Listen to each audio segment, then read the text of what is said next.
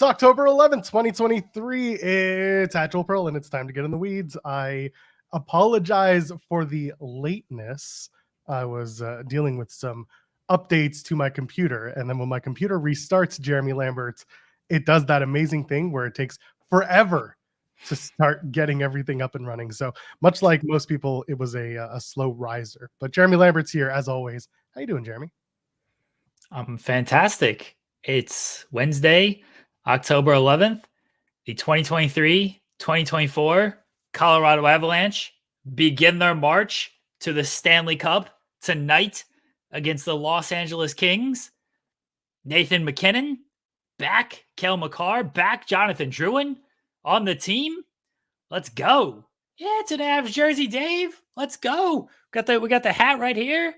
The 2022 Stanley Cup Champions hat. We just got the random, just not random, but just, the regular old Avs hat. Let's go. We're hockey. That's what we're here to talk about, right, baby? Connor Bedard last night. This is a good debut. Blackhawks surprising everybody. True. Surprising everybody. Kings True. not Kings. Vegas looks good. Seattle probably going to regress to the mean a little bit. Tampa Bay started off well. Hockey. That's what we're here to talk about, right? No, this is not FMC. Doesn't have to be FMC. Good point. The Anaheim Ducks are the Ottawa Senators are. Ottawa looks good. Ottawa's going to make the playoffs today. Ottawa is going to do what the Blue Jays did for the MLB series. They're going to potentially back into a spot and then have a very tough first round ahead of them. Well, I mean, nobody did very well when it came to the first round. Everybody seems to get swept. The Braves and the Phillies, like the only interesting series right now. That's fair. You know what? This is great. This is the way I wanted to start this show, because we made the promise and we had no idea when, but it turns out the answer is now. The answer, by the way, is to leave a thumbs up on the video and to subscribe to us here at Fightful Overbooked. And of course, get in your super chats, because any amount get your question or statement right on the air. And it also brings on our very special guest. We're very excited to have him on, folks. He is the MLW World Heavyweight Champion. Not only that, he's going to be at MLW Slaughterhouse this October 14th. What is that? Is that Friday? Saturday, October 14th in Philadelphia at the 2300 Arena. He's going to face Davey Boy Smith Jr., putting that title on the line. Ladies and gentlemen, friends beyond the binary, the one, the only, Alex Kane joins us now. I'm here! See, we didn't know when, but we knew you'd show up. Look at the belt. The belt is shining too. Look at that thing. It's shining. I think it's reacting to the green screen. Yeah, I think so. That's perfect. It'll be all right. Alex, how you doing this morning? I am doing great. I'm a little hungry, but I'm good. Oh, what's a breakfast meal for the champion? Breakfast meal, 3 to 5 eggs, some oatmeal with some peanut butter and some honey, and maybe a protein shake. That's way above what I can eat. Way above. I'm just eating cereal. Do you have a favorite cereal? Cinnamon Toast Crunch. Okay. All right. That's a banger right there. Gotta love it. Have you done any of the knockoff cereal, like the not Cinnamon Toast Crunch, but like the French Toast Crunch and all that stuff? Have you tried those? Oh yeah, of course. I grew up poor. I was a Fruit Loops and Frosted Flakes kid, so Gotta get the Fruity Loops. That's the knockoff. The Fruity Loops. Yeah, the Fruity Loops. Isn't that an app that you use to make beats? That's also, yeah. Yeah, that actually is. It actually is an application used to make beats. Yes, there you go. Alex, what can fans expect this Saturday at MLW Slaughterhouse against Davey Boy Smith Jr.? He's back. He's coming for the gold. Just won the Opera Cup. What can fans expect from this match? Besides some suplexes and a lot of hard hitting, I would imagine.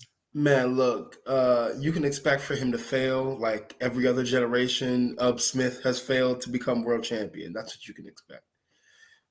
There you go. Automatically just taking shots. That's what I do. That's what I'm good at.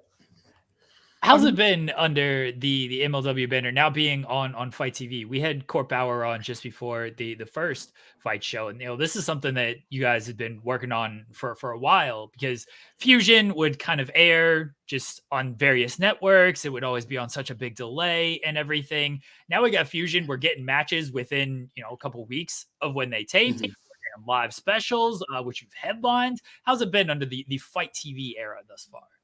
Man, it's been awesome. Like my family being able to watch me, in these title fights has been amazing because my brothers are hilarious. I won't even get into some of the things that they be saying when they're watching the live stream, but it's just been amazing for people to just be able to get the MLW shows right then and there on Fight Plus. Again, it's just been amazing because before having to wait like several weeks for them to put everything together and stuff like that, editing and stuff like that. So like for them to be able to just get it right then and there, money. Court Bauer spoke to the New York Post a few months ago, and he mentioned the Don King connection to the Bomaye Fight Club, and he wanted to get you and Don King on screen together. Has there been any update with any of that stuff? No. Don King is a very, very busy man. So I think right now we'll just have to go with them, like live piping him into the show. But one day it'll happen. We got to get it. We got to make it happen. If you could ask Don King one question, what would it be? Man,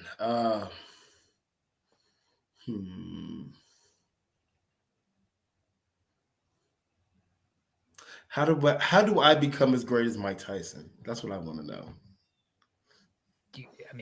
Hit hard, deal with pigeons. You've heard the Mike Tyson pigeon stories? That man loves his pigeons. Get in on that. I think eat babies, eat children. Mike Tyson just. Would you ever get a face tattoo? No. Actually, no. I won't say no. It depends on how much money I have. If I have lots and lots of money, then yeah, I'll get a face tattoo. Who's gonna tell me anything? Exactly. You won the MLW heavyweight. I'll start a rap career too. There it is. You won the title at never say never. So clearly you got to live by that mantra from now on. Exactly. Yeah, exactly. I want to go back to your match against Willie Mack at Fury Road. Willie Mack's a big dude, and he is a tough guy to wrestle. What was the experience like working with a guy like Willie? Very, very heavy, very hard hitting.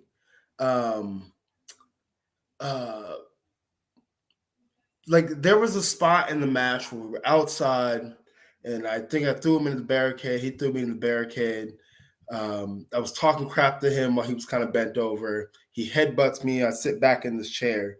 He runs around the ring, comes back around and kicks my head into the guardrail. I thought I was done. So if that tells you anything, that was a rough night. I wasn't concussed or anything, so we're good. But whoo! When we had Court Bauer on our show, he praised you for really stepping up behind the scenes and taking on kind of a leadership role in MLW. How much have you grown kind of in that role? Being the champion, you're obviously one of the faces of the company now, but behind the scenes, like taking on kind of that more of a leadership role. It's been like, I guess when I first got there, I was a little timid. I didn't know. Even though like the atmosphere was chill, like I didn't really know how to like move and stuff like that. But just like over time, with the confidence that Court and management has had in me, I've kind of like blossomed, like with the whole like Bomaye fight train thing, like bringing like reaching out to talent, bringing them in, like that, and getting more representation on screen.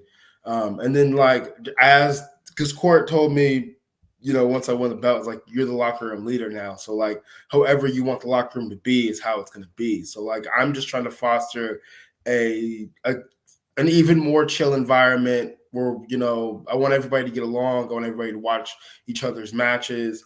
I want it to be as much of a team as it can possibly be. And the goal is to put on the best show for these fans as humanly possible. I want to ask about the importance of representing the LGBTQ community. I think most people know, or maybe they don't, that you identify with the LGBTQ community, and you are the MLW World Heavyweight Champion. Talk to me about the importance of that representation and what it means to you, and how it also influences others, especially in the wrestling world. I think it's important because like you have so many LGBTQ wrestlers in professional wrestling.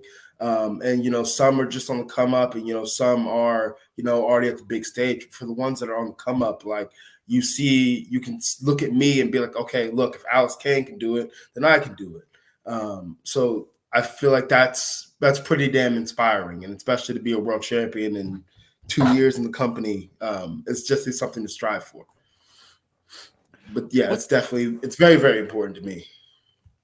What's it been like with the backstage and a lot of pre-tapes when it comes to Bumaye Fight Club? How have you kind of grown into doing those and getting more comfortable with those?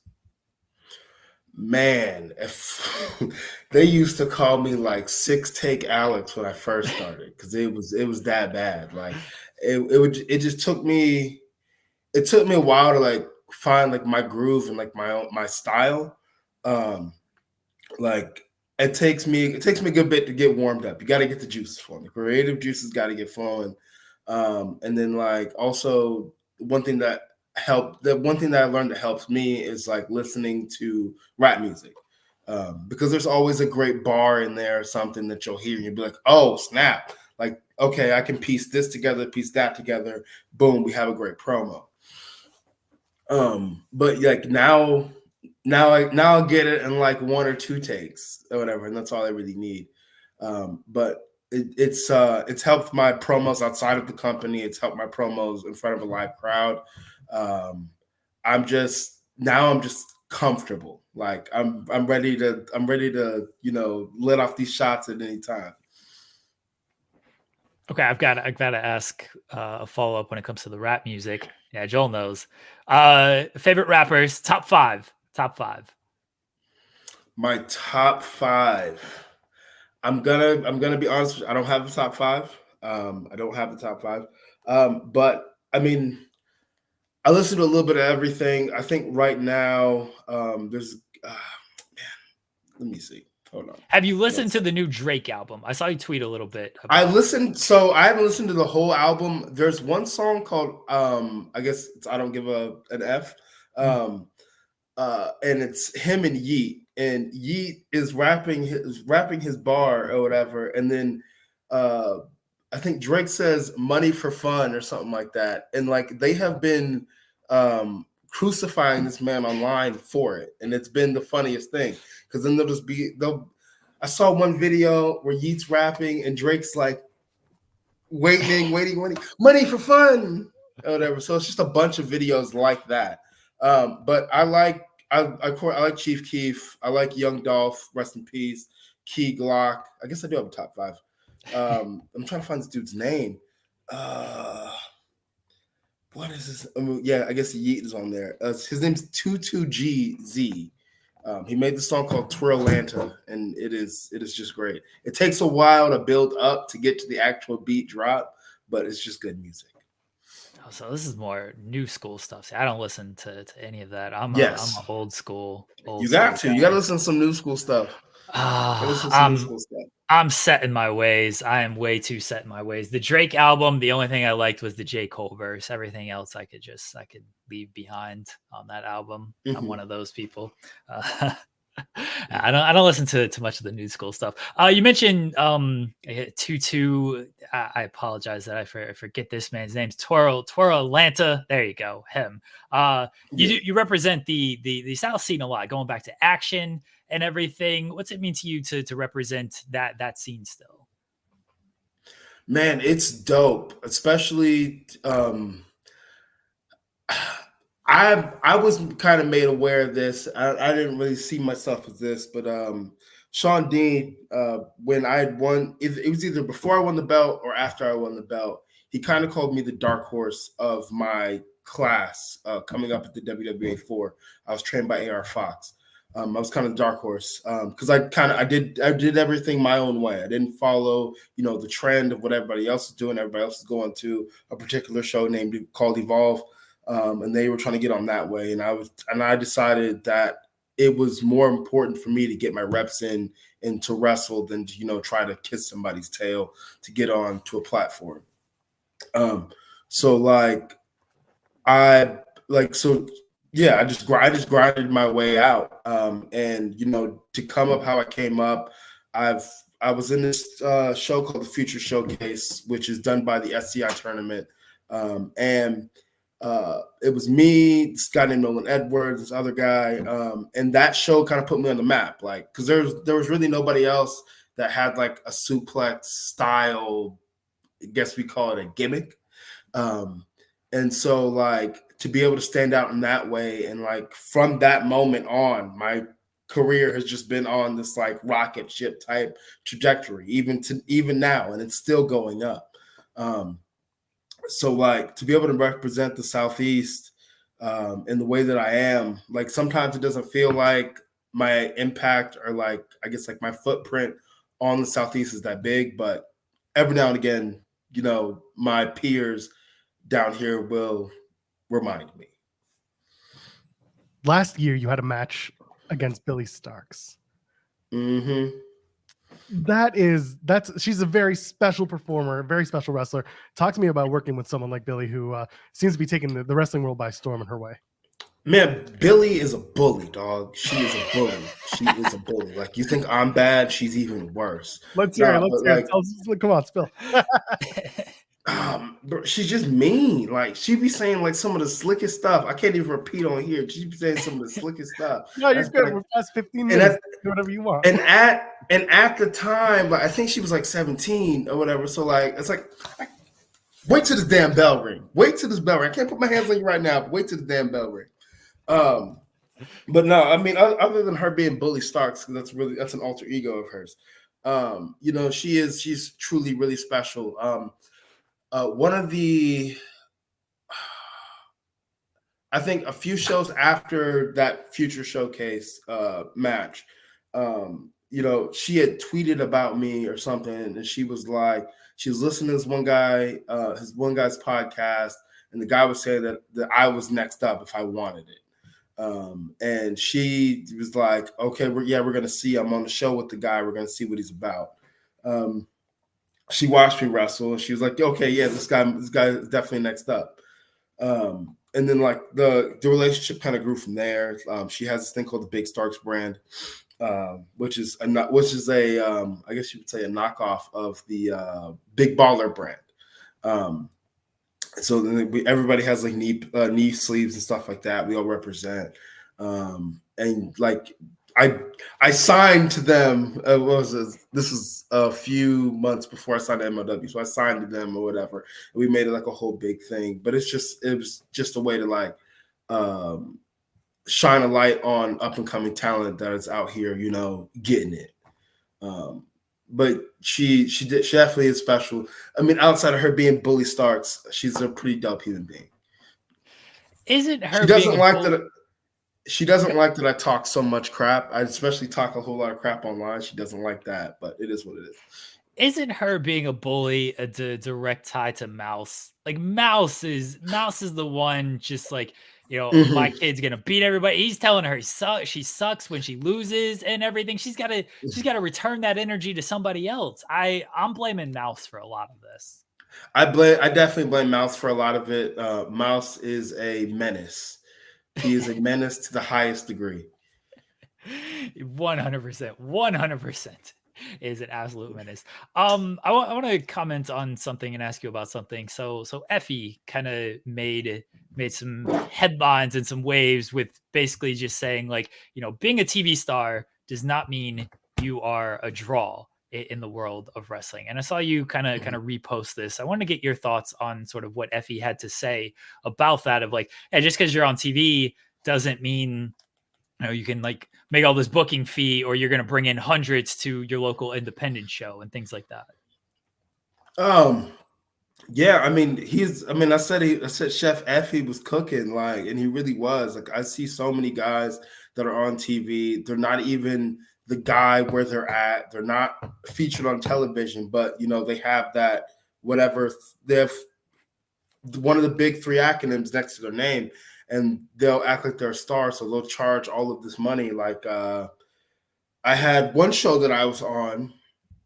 I won't mention who it is, but he charged a hefty amount and did not draw the way that they thought he was going to draw. And I'm just like, dog, I even told the promoter, I'm like, just because he's on television doesn't mean the people that watch him on television are going to come to your show. So that doesn't mean that they're going to draw.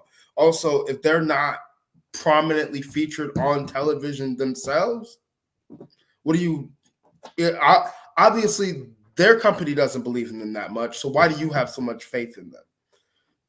And that's a huge thing. You just have a bunch of people in independence with all of this money, and instead of paying the talent that they have on their show consistently more money, and when paying them more money and also paying them for their transportation, because a lot of these bookers don't do that either. Like instead of trying to come out of pocket, I think the craziest number I heard was like 15,000, which is nuts. Instead of paying that money to that one person, how about you disperse that amongst the roster that's here all the daggone time? I think that's wild. Like, if you're not a draw, you're not, just because you're on, like you said, just because you're on TV doesn't mean you're a draw. Like, Effie is probably one of the, if there's an independent wrestling Hall of Fame, he'll go into the Wrestling Hall of Fame. Damn it, that man is amazing, just amazing. He's changed the game. He told you he was going to change the game years ago, and that's what he's doing. That's my piece. That's my piece. I love it. I've got one last question for you. When's the match versus Shaza McKenzie?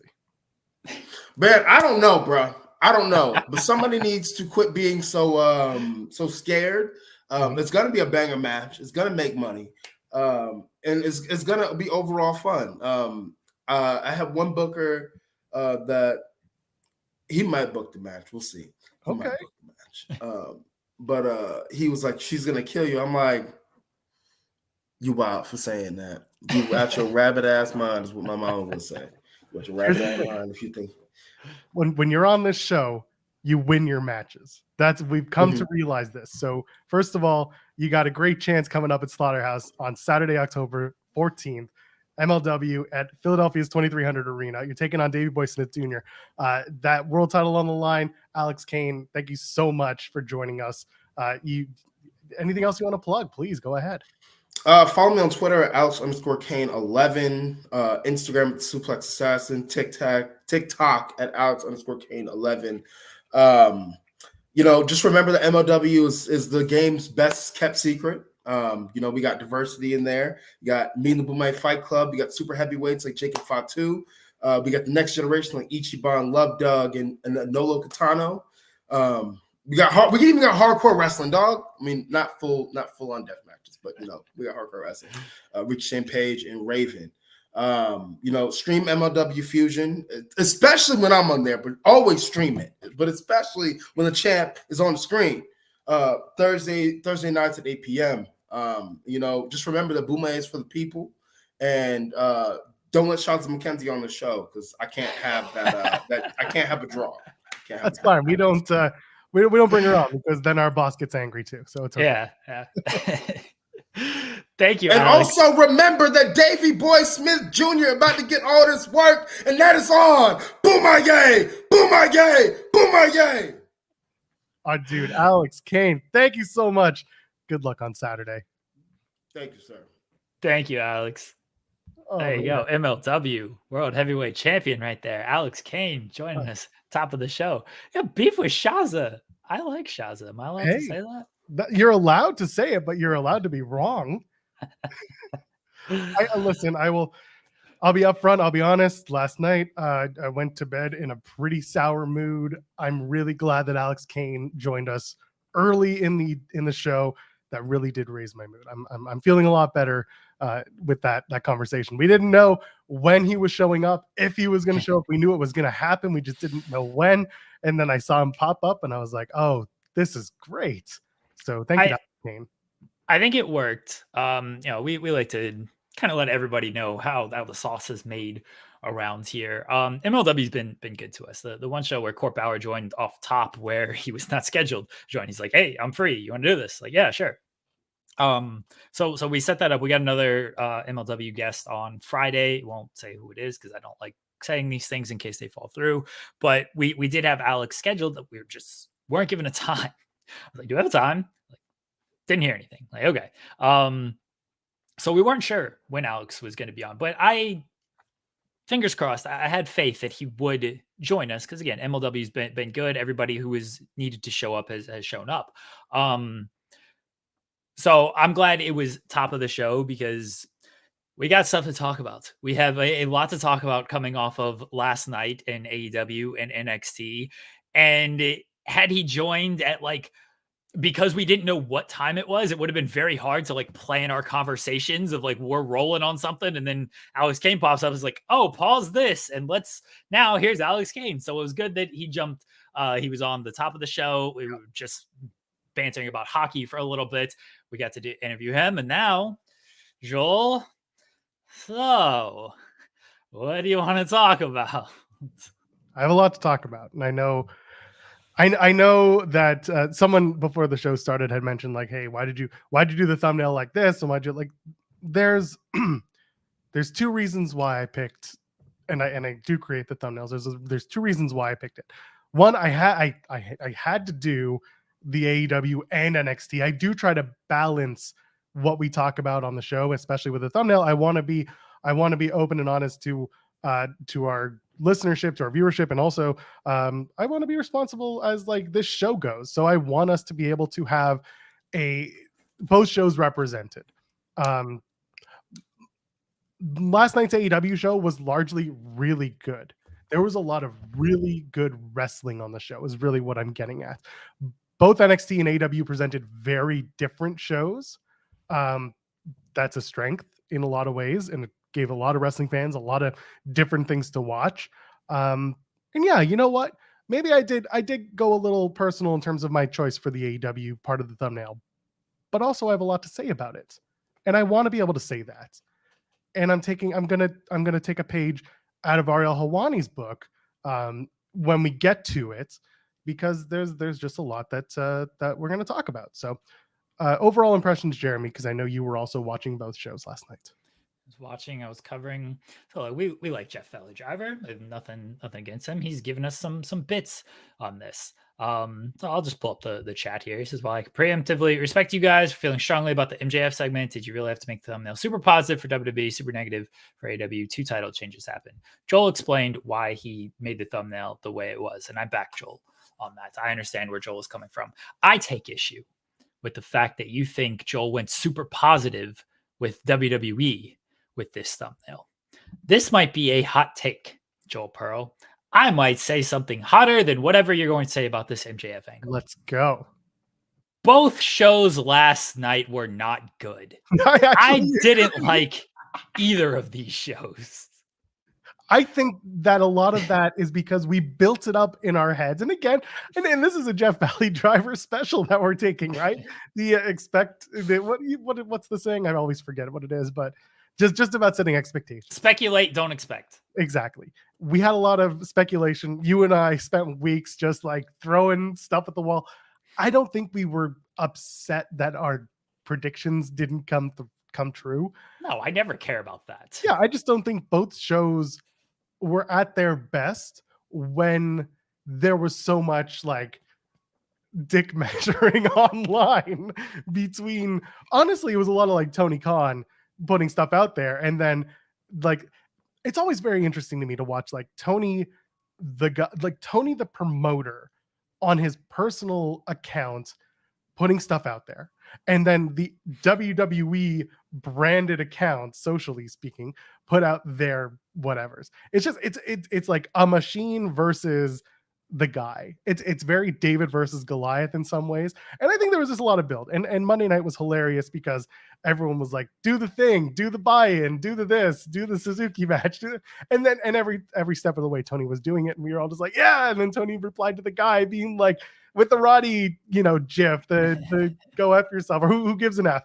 And I'm laughing and I love it. And I'm like, I'm looking forward to Tuesday. I am. And it was, and the shows were serviceable. They weren't great. But yeah, there were moments. Both None of were the title changes. trash. None of the title changes shocked me. I was like, they're going to take the title off Phoenix immediately for two reasons. One, it was never planned that he would win. And two, the guy's been injured every time he stepped foot in the ring since winning the title that he wasn't supposed to win. And then the Sheeta thing was, you and I have been talking about them kind of hot potatoing that title since Saraya won it at All In, and she's never on the show. Right. And when she is, it's usually seconding someone else or whatever it was. It was just nothing shocked me there. Danielson and Swerve, great match. The Hangman stuff with Swerve didn't do it for me. Yeah. And then NXT was just an NXT show. And like, feel how you will about developmental being developmental. It was a developmental show with a bunch of like WWE stars peppered in. Asuka and Roxanne Perez was like a good match, a solid match.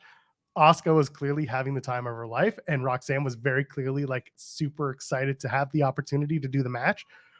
I say Braun Breaker broke out because he got to share mic time with John Cena, and then he got chokeslammed by The Undertaker. And to me, in the backstage world, that clearly meant somebody had some sort of expectation or at least respect for what Braun has done for NXT since the 2.0 and then the further rebrand as it is now. I'm being facetious when I say both shows were bad. It's not that I had high expectations for either. Here's the thing when it comes to my personal watching of these shows. I am typically working during this. It doesn't mean I miss anything because I'm still able to pay attention to a lot of this stuff. But when I'm working and I'm trying to juggle both shows, and I'm covering both shows, by the way, you can look at the output of what I am doing. Like, I'm trying to pay attention and cover both shows. I guess my expectations or just my attention differs because of that. I understand people are going to have a different viewpoint than me because of that. A lot of people watch these shows to enjoy these shows. I am the terrible fan, the almost jaded fan of I watch these shows because it is a job for me to watch these shows at this point. And especially when I have to actively cover the shows. So I did like Danielson and Swerve. I'm never going to knock the GOAT, Bryan Danielson. That match was outstanding. I thought Jay White and Hangman was a very good match as well. I thought Orange and Phoenix, the wrestling on AEW for the most part was good. To even great. You expect that from AEW though, right? Like you turn on AEW every single week and you're going to get a great match out of that company. That's just the expectation for AEW. I don't think anything over delivered to where it's like, oh, that was surprising. Oh, Bryan Danielson is a match. Okay, it's going to be good. And it was. So AEW kind of did what I expected in ring wise, and even title changes. You mentioned it when they did Rey Fenix and Orange Cassidy, even when they were doing Rey Fenix and John Moxley, I was like, yeah, Moxley's just going to win this belt back. Oh, okay. Orange Cassidy. Oh, that's a guy who makes sense to where he's going to win the belt. I do like the post match where Orange is like looking at the title. Is it like, I'm happy to have this thing back? Is it, this is what, really carried me throughout the year before I lost it? Or is it like, oh shit, I got this thing again. Like now I gotta do like the realization of, oh, I gotta wrestle every week again type of thing. I do wonder which way. See, Dave is saying like he treated it like Gollum in the ring, ignored his best friends. Like that's one way to look at it. I think another way is of like, I got this thing again. Like now I gotta go and carry this. Like the realization set into him of like, I've won this thing again. No, they could go either way with it, but that's the intriguing part with that. I like that. Orange Cassidy approves Orange Cassidy winning the title, or maybe he disapproves. Maybe he disapproves. Yeah, the title. He should get his limbs checked out. He shouldn't be able to do it that way. We shall see. Anyway, like Sheeta winning is the right call. The Saraya thing now just, you gave her moment at All In. It didn't seem like you had a plan beyond that, or plans changed beyond that. And now Sheeta's got it. Like, okay, give Sheeta an actual run with this thing. Like, let her cook with it and put on just great matches every week. And I'd be cool with that. Give some substance. We shall see if that happens with Sheeta having the title, but you're going to get great matches out of that. So the wrestling was great. The wrestling on AEW was great, as you would expect. Some of the other stuff, man, the Edge match, Adam Copeland, sorry. Renee Paquette over here talking Edge. Everybody's been saying it. Everybody's been saying it. Renee's going gang, gang, bang and stuff. Like, good for her. You know what? She's talking gang bangs out here. You're talking about gang bangs, Joel Pearl? Yeah, but we are an empowerment podcast, and Renee Paquette should be able to talk about whatever she wants, including gang bangs. Gang bangs and BBC for Renee Paquette out here. She's made that joke before, so I'm not saying anything out of pocket. Bless Renee, she rules. When we're on this show, just talk hockey. Don't care about anything else. Let's just talk hockey. What was I saying? When it comes to, sorry, I got a message. When it comes to what we're talking about, Joel. Was the message about gangbangs that you just got?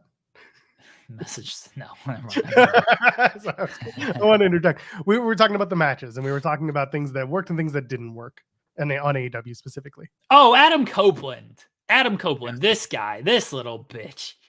He had every Edge match you'd ever seen with this stuff. Like, it was fine, but like it continues just to not really do a whole lot for me. The show ending brawl, I thought there was a pay-per-view this weekend because they did the show closing brawl. By the way, it all made sense. The brawl, all the threads together all made sense.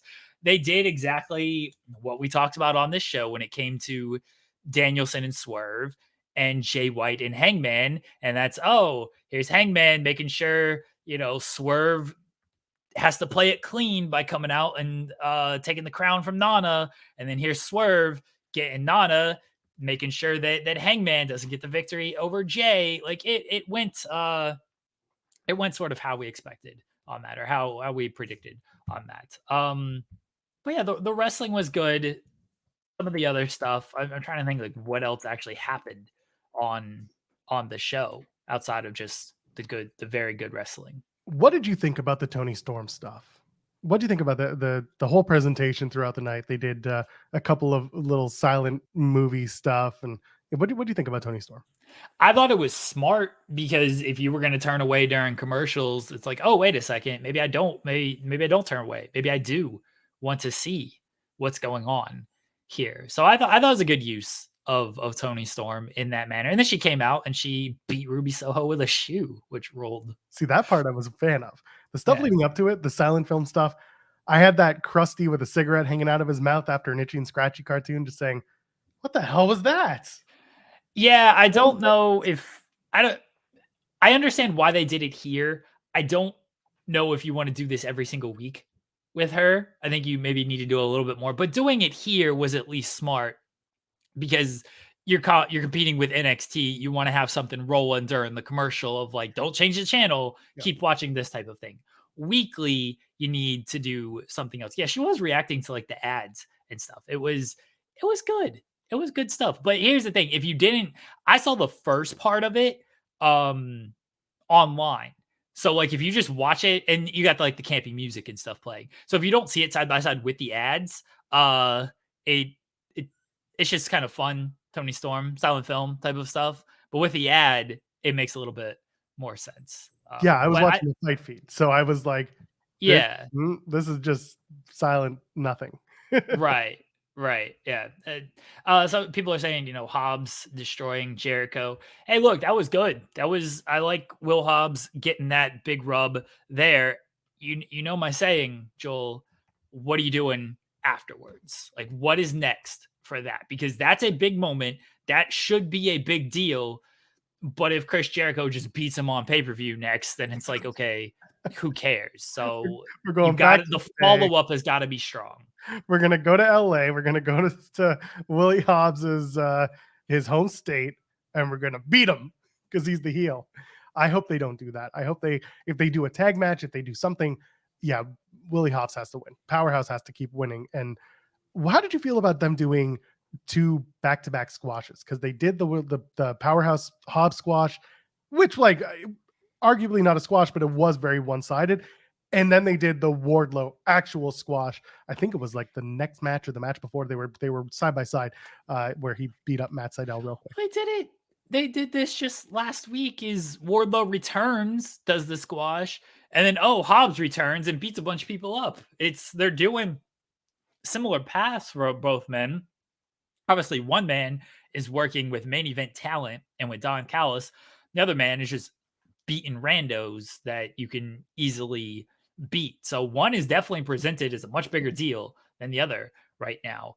But they're kind of doing a similar thing. I thought that last week of like, you kind of almost undercut Wardlow's return because you do this big return with Hobbs now, and Hobbs feels like a much bigger deal. Yeah, it's true. I'm interested in seeing. Maybe they're on a collision course. Who knows? Maybe somehow They did that, didn't they? They did that with Joe. Yeah, they did it with Joe. I don't know. Yeah, I don't need all of that. Just give me something else. MJF's got, or not MJF, sort of MJF. Wardlow's got the MJF tape on and everything. Like, we'll see if that actually means something, or if Wardlow's trying to work himself into an angle. We'll see. Let's get I don't want to see them actually like wrestle. I saw it was there. Okay, that's fair. Listen, that's why I put it out there. Let's get a couple super chats. Will Chisholm starts us off. It did pop me that both shows had 50 men standing tall at the end. And I was standing there. I was like, okay, I get it. Adam Copeland is only 49. He is not 50 until the end of this month. That's right. I believe it was me who reminded you of that fact. It was Google. It was Google who reminded me of that fact. It was true. It was me who had Googled it to tell you. Anyway, Caden says, I liked how AEW didn't let up. Felt like pay-per-view. Yeah, you know what? In a lot of ways, they did keep going. By the way, good on TBS. I think TBS was very lenient last night for many reasons, and giving them 30 plus minutes, giving them an extra segment's worth of commercial free time. I think that was a make good for what had been happening the last couple of weeks on TBS. Yeah, they went like 45 minutes before a commercial. The funniest thing, I listened to a bunch of Tony Khan interviews yesterday, and one of them was just like, Tony, what's the best birthday gift? Tony Khan's birthday yesterday, by the way. Tony, what's the best birthday gift you ever got? And he's like, well, TBS gave me 30 minutes commercial free tonight, and that's a really great gift. Like, oh, amazing. The man's promoting. Bless him. The man's promoting. What do you think the best gift he actually has ever received is? Last night when Claudio and Wheeler did the crab dance with him, I truly believe, like, Tony, that is like the greatest gift ever for him. Or if the Jaguars ever won on his birthday, which I was gonna say it's probably happened, but then I thought about the history of the Jags, like maybe it hasn't happened. I truly think like those would be like the best gifts for him. Like, I don't think he cares as much. Oh, I got this nice car or watch or whatever. I truly think it's like those moments for him. That's fair. I mean, he clearly is not hurting for money or possessions. Those are easy to obtain for him. But I want to address this. Dave Langer saying, did you see the outlet trying to get the CM Punk third? That was Dan Le Batard, which I love when Tony goes on Dan Le Batard show, because Dan knows that Tony is going to give no comments and promotes. It is in the description of the interview of like, Tony Khan joins us to not answer any of our questions. It is there. They set up the interview of like, Tony's going to be on. He's not going to answer anything. He's going to promote everything. And just, they know, and they will press and press and press. And Tony keeps going back, so he knows the bit at this point. The end of that interview is hilarious because they're asking Tony all of this stuff, and Tony's like, it was a tough day at work, and one of the guys is like, you know what I like to do after a tough day at work, Tony? I like to talk about it. And Tony's just giving him nothing. He gives a little bit, like, bless Tony, he does give a little bit on it, but Tony, at the end of it, he goes, I wish I could tell you guys more. And then one of them is just like, Tony, you're the owner, you can tell us whatever you want, like, you don't have to keep anything from us, like, you can tell us anything. Oh, Tony on Dan Le Batard's great because they do ask the questions. They ask him about AEW being cold as well. They do ask the questions. You would want them, you would want, all these people who get all high and mighty of like, why isn't Tony asked about this? They ask that stuff and they press about that stuff. You're only going to get what you're going to get out of Tony. But yeah, that interview was hilarious. I love Tony when he goes on Dan Le Batard show because I love the way they just press him on. Like, did you get hit with a left or a right?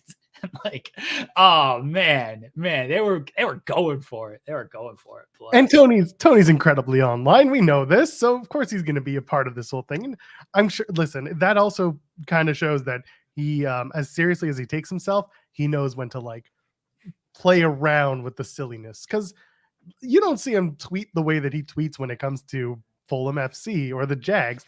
The Fulham tweets are like, we are proud to announce that this player is joining us for the next 5 years at an annual of this much money. We look forward to many years with and we're proud Fulham supporters. AEW is just like, fuck you, bald guys. 30 minutes into buy-in. Wrestling's a different beast, man. It's a different, and Tony's online. He's a form poster. He comes from that world and everything. Like, it's a different beast. So bless Tony. I thought it was so fun Monday night and then yesterday afternoon with all his tweets, everything. People get mad about that stuff. Whatever. Just let him have fun. Like, I wouldn't do that kind of stuff. He's the owner of the company. Wrestling's the dumbest sport in the world. I love it. It pays me well. But like, it's stupid, right? Like, wrestling is where else are you going to see the world champion doing a song and dance number in the middle of the show? Like, this happens with MJF. This happens with Kevin Owens and Chris Jericho. Like, where else are you going to see this stuff? It's dumb as can be. So let Tony be online and fight back with all this pettiness and everything. They should have had Cody and Jade beaten up in the intro, Nitro style. That was cowardly that they didn't. The only thing that I disagree with is it is kind of the optics with Tony and like, I don't know how to put this without it making sense or not making sense. He did the whole like, you want to be dicks, I can be dicks, putting up all those gifs and like the bald assholes thing. They're like the personal shots. You know what I mean? And I get that it's like it's all in good fun. And honestly, I'm sure that these people have all spoken at one point behind the scenes and maybe even like each other. People have made multiple jokes about like there's actually a weekly call that they all have on a Tuesday or Wednesday night where they would work on each other's shows.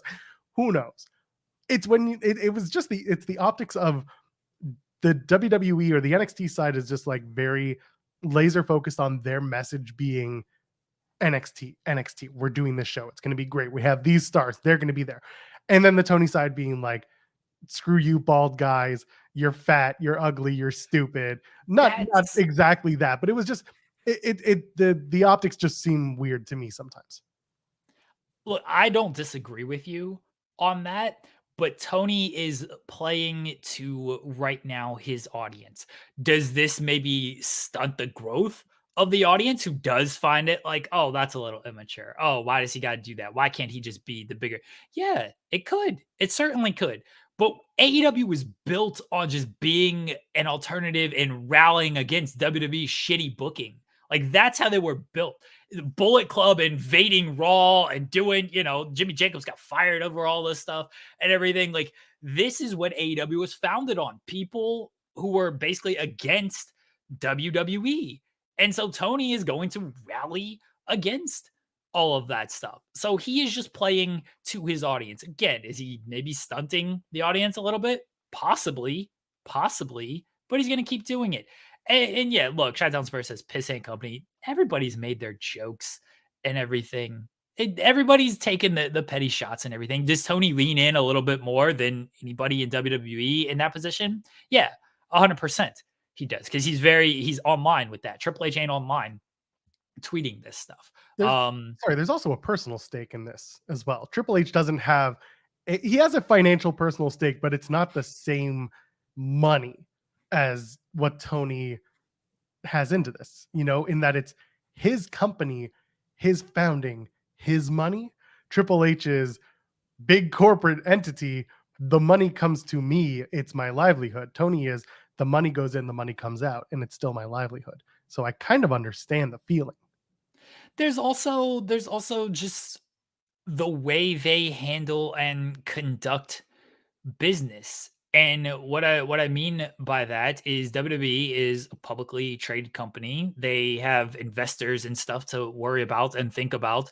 So Triple H, the head of creative in a high power executive position and everything, going online and arguing with another owner and stuff, you wouldn't see Roger Goodell go online and respond to fans and use memes and things like that. Like, you just don't see it. You see Dana White do it because Dana White just, again, that's the culture of almost the UFC culture of like, we were banned, just bleed guy and everything. Like, everybody's against us. This is the sport that should not have taken it off, but it took off because Dana White would say, and look, I think Dana White goes way, way, way too far on this stuff, especially back in the day. He's a little bit better now, I guess. I don't know. He blocked me a long time ago for calling him a liar.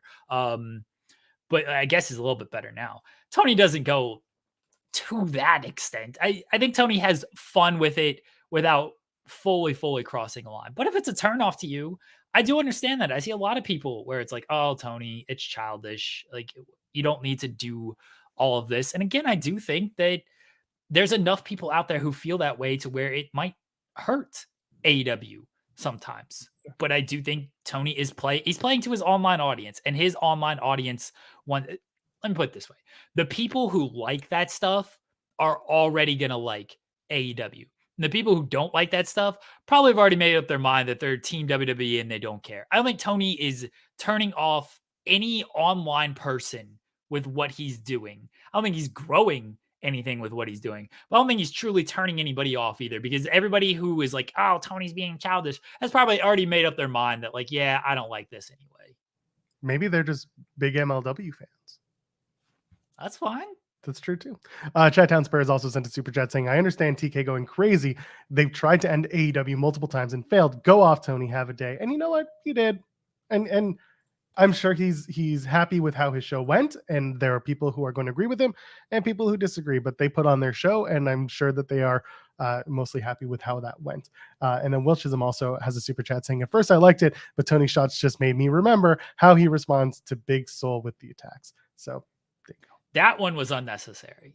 That one was just, he was way too in his feelings about that, and that was where somebody needed to be like, okay, let's not do that. Like, you want to go after, I guess, wrestlers in another company. You want to go after, he's taking shots at like Orton and stuff when Orton kind of responded to him. You want to do that kind of stuff. Fine. Like the Swole stuff was like, what are we doing here? Just let Orton pay people to play Elden Ring for him. It's fine. $1,000 get you up to level 100. Good for him. But see that is where Tony, again, I think it's a big turnoff, because he does want to he does have that bravado of like, I got to punch back at everything. And sometimes you got to not punch back. Sometimes it's okay. You got to pick who you're punching at, right? Yep. That's really what it comes down to. You got to pick who you're punching at.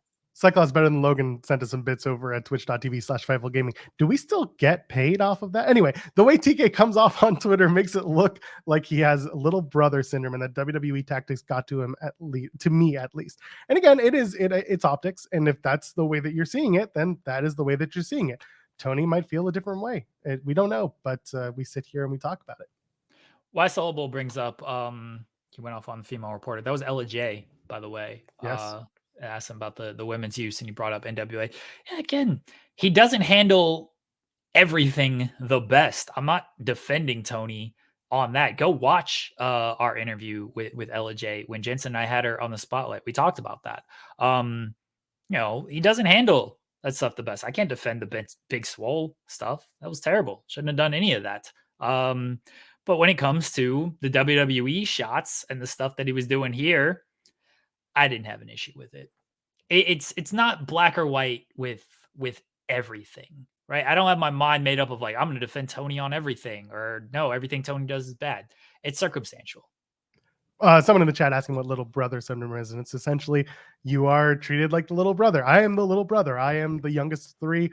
I was picked on because I was the little one. no longer am I the littlest one in my family. But yeah, that was the way it was. So he comes out swinging because this might be the way that he feels. And yeah, compared to WWE, AEW is little brother. That's just the way it is, because in the grand scheme of pro wrestling, no one's bigger than WWE. That's just the way it is. I'm an only child. I don't have any of these issues. Lucky you. I have only child syndrome, though. That is, yes, absolutely you do. But I'm glad that Wow. I don't even know what that means. I just said it. Chi-Town Spurs sent us a super chat. This is going to get us into some stuff. I have a feeling I have a very different opinion about it than Joel, but that's very usual in the Jewish community. LOL. And thank you, because it's true. Either way, I have no place to tell any other Jew how they should feel about it. So what is it? It's on the thumbnail, and a lot of people have talked about it. And yeah, let's get into it. So MJF comes out after the match with that Jay White had with oh my Hangman. God, Hangman. Thank you. I was thinking Swerve, but that was the other match with Danielson. And then MJF and Jay White have the back and forth, and then Juice Robinson produces a roll of quarters. Okay. I am going to preface this with a couple of things. One, I am aware that Juice has done the roll of quarters.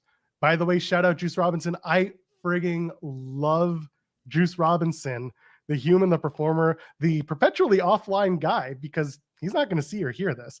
But I want people to understand that everything I'm about to say is not against him. It's not against his gimmick. It's not against what he does.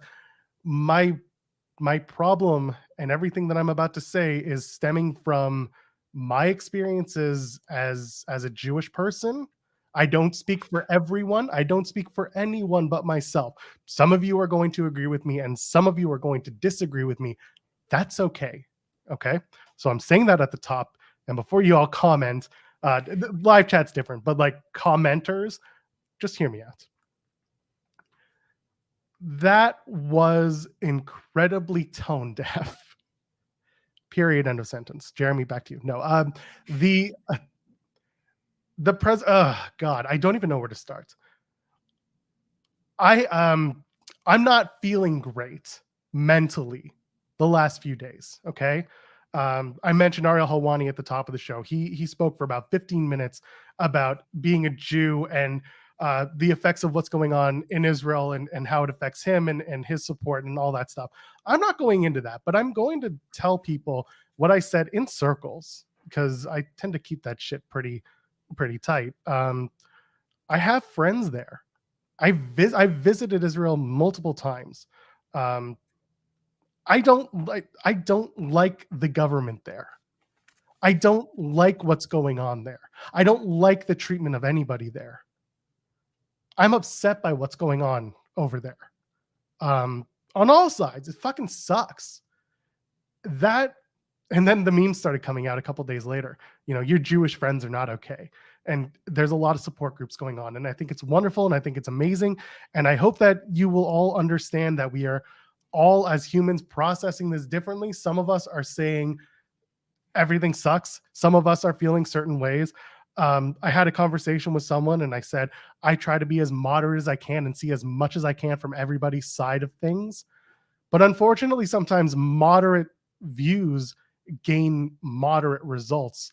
And it sucks that extreme views to one or the other side, binary views, are what get people talking. And I hope that this conversation allows more people to see that there are a lot of moderate views that deserve to be heard. When I say all sides suck here, and I mean it, no one deserves to be living in a situation where you're under attack, where you're wondering what's going on in your life, where you're wondering where you're going to eat your next meal, or if you are. So we'll go back to last night. He produces the roll of quarters. Yes, that is an MJF trope that he has brought up multiple times. And at one point, Jeremy, you and I had a conversation on this show about the idea of using the quarters in an MJF Adam Cole match. And we said it's stupid. It's anti-Semitic. It looks bad to do it. And then Juice produced the roll of quarters. Yes. We not only brought up, it was after MJF told the story with Adam Cole and everything. And then, you know, it got brought up elsewhere. We brought it up here. We also brought up how would you feel if it was Juice Robinson, who does have a history of using the roll of quarters? And I believe your stance was, and you can correct me on this, I believe your stance was still not good, and there would need to be time, like plenty of time that had passed, and also just like do it. And I don't think enough time has quite passed. And it's not just done because he pulled him out and showed him last night. But I'm fairly positive you were all still against it. There were just certain caveats there of like, hey, if this is how they're gonna go, this is how they're gonna go. Yeah. But it was still, yeah, do something better than that. So thank you, because I'm glad that you had that in your head, because I couldn't remember most of that conversation. For someone who says that he doesn't remember what he did yesterday, you did your research. Thank you. Yeah. So he produces the quarters, and you know what? I would even go back and say that if shit wasn't happening the way that it was right now in the world, I probably would have looked incredibly differently at this. And I probably would have been like, okay, they're doing it. I don't love it, but they're doing it. The way that they decided to do it with what's going on in the world right now was absolutely stupid. It was tone deaf. Someone, don't know who, don't know why they didn't. Someone should have said, maybe not this week, maybe not this month, maybe wait until things die down a bit. And I know people are going to come back and be like, well, Max said it was okay. That's fine. Max is the guy on the screen who gets to make the decision what his character and what his presentation affords. But there's more than just Max. Like there's more than just me. Like there's more than just everyone who's had an opinion about this. Wrong time. This could have been so much better presented 3 weeks ago. But we're stuck in a timeline right now where shit's not good. And I saw that Max is going to go speak to, you know, a Jewish event, and it's wonderful. And again, I'm so happy, and I say this all the time. I love that Maxwell Jacob Friedman, the human, Max Friedman, continues to be an openly proud Jew, and that's great. I want more of that. I've started soliciting conversations with other Jewish wrestlers, performers, people in that sphere, because I want to have conversations with them that I can present to you down the line. And then stuff like this happens, and I'm like, well, shit, I don't know who wants to talk, and I don't know how we're going to talk about it. So now we're in this situation where I know it's going to pass, and I know it's going to go away. But in the moment, when it happened last night around 9:30 Eastern, I was not happy, and I was about to turn off the show, and I said, no, I watch this for a living right now, and this is what I do, and I'm going to get past it, but I'm also pretty effing pissed. So, yeah, I wanted to put that out there, and I wanted to say, you know, again, I mentioned Helwani. I DM'd him on Instagram because his DMs are closed on Twitter. What's wrong with you, Ariel? Follow me back. No.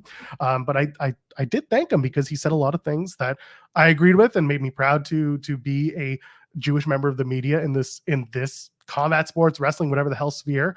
And I just wanted to make my thoughts known. And by the way, thank you to the chat, who has been very understanding and respectful. And I hope that commenters after the fact, I hope you will be as well. Jeremy, I open it up to you. I don't know what you have to say or want to say, but obviously anything. First off, I appreciate just all your comments, Joel. And I know it's difficult for you. It's certainly more difficult for you than it is for me. I don't want to say don't listen to me, but I'm not important in this situation. I don't think I'm important at all. But in this, like, what I have to say, I'll preface this with a lot of things. One, I'm very ignorant when it comes to real world issues. I've never really hid that. Like, I don't follow a whole lot of politics and a whole lot of this stuff. I don't really want to bring that into my professional wrestling. So when it comes to Israel and Palestine and all that stuff, I certainly don't have any real experiences with it.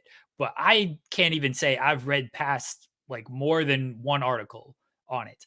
I don't know the scope of anything that is going on there.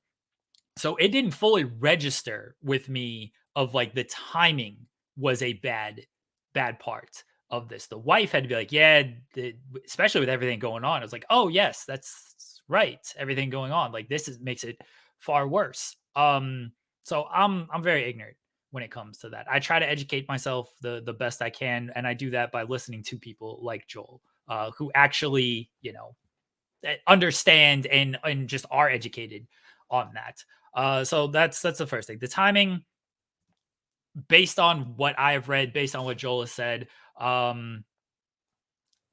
good, not good. Don't do it with that timing. From a wrestling perspective, okay? From a wrestling perspective, I don't think it was good. I don't think the segment was good. I don't think the MJF give me back my belt, Jay White. No, I don't want to give you back your belt. And then you showing it, and then I assume at some point whether he does hit him or doesn't hit him, MJF gets the final word, is victorious. I don't think it added anything to this. I think there's just a better story to tell with all of this. And I know this is the story MJF wants to tell. He's said as much. He put out the tweet in our post. It is said, like, everyone close to MJF says he approved this, obviously. And this is the story he wants to tell. Okay. Like, I can't knock that that's a story that he wants to tell. And I'll go back to, and this is different levels, completely different levels, but I hope everyone kind of understands what I'm trying to say here. The Tiger Driver spot between Ospreay and Omega. That was a spot they wanted to put in, that they felt comfortable doing it. And then that's the story they wanted to tell in the match. If you didn't like the spot, if you didn't think it was, good, if you didn't think it added anything to the match, okay. But that was the story that they wanted to tell with that. This is the story MJF wants to tell. I'm always going to, for the most part, side with the performers on this stuff because it's their art. It is their craft, not the story I would tell. That's for sure. But this is what he wants to do. Is it necessary? And that's what, as a wrestling fan, I'm trying to come at this from a wrestling perspective, because I don't have the perspective of being Jewish and anything like that. I don't have that perspective. As a wrestling fan, does it add to the story? I thought the Tiger Driver spot did. I was like, oh, that was a cool spot to add to this story. I don't think this adds anything. I don't think it doesn't make me want to see any of this more. And now the conversation is about this, and it's not a good conversation to have about any of this. It overshadowed a lot of what AEW did last night. It overshadowed a lot of great in-ring work. And this is the conversation that we're having about this. I just wouldn't have done it. I wouldn't have done it for many, many reasons. And the biggest one is, I shouldn't say the biggest one. I just wouldn't have done it. Okay. I just would not have done this spot. I don't think it was necessary. I don't think it added anything. And now you risk really alienating a lot of fans and a lot of people. It's an incredibly nuanced and multiple door opening situation that's going on in the Middle East. And we'll go back to the wrestling thing in a second. I just want to say this. It's okay to not have an opinion. It's totally okay. It's okay to just educate. It's okay to also understand that this is not a binary situation. It is not one side or another. There are so many things at play going on right now, and it's always complicated when Jews are involved. That's just what we are. We're complicated people, and no one quite understands us, and that's fine too. But I'll bring up this comment from Jeff Alexander. So Jeff, I'm going to tell you, we're not attacking, and I'm not going, I'm going to respectfully disagree here. So he says, I support MJF telling this story, and I understand if people don't like it. So where I disagree is the idea of just being like, okay, it's cool, he's telling the story. It's time and a place once again. This is such a weird situation that we live in, because anti-Semitism is rampant and it always exists. a lot of us downplay it, myself included, because look at me. I don't look like a stereotypical Jewish person. So for me, it doesn't affect me the same. I'm also a bigger dude. I told someone yesterday, like, I don't look like I get physically messed with because I'm just physically imposing. Jeremy knows, like, I'm a big dude. So it doesn't hit me the same. That being said, what's going on in Israel has exacerbated a lot of anti-Semitic rhetoric and a lot of anti-Semitic feelings, to the point where last night's show and doing the quarters thing exacerbated that sentiment. And wrestling is about escapism. Wrestling is about escaping the world while still kind of bringing some true to life story ripped from the headlines, but you got to pick and choose from those things. And this was a situation where they clearly didn't have the right people picking and choosing what those situations were. And you're not coming off as insensitive, by the way, Jeff. I want you to know that, because again, everyone's opinion matters here, as long as it's not clearly like F the Jews or anybody for that, for that matter. I don't think Juice is in the wrong here either. And I don't think Max is in the wrong. I just think collectively the situation, the decision to do this was poorly made. And the fact that that's the only binary, thing that's happening is the yes or no to whether or not it should have happened. To me, the answer is always no in this case because of what's going on in the world right now. So that's where my brain is. Everything else is messed up.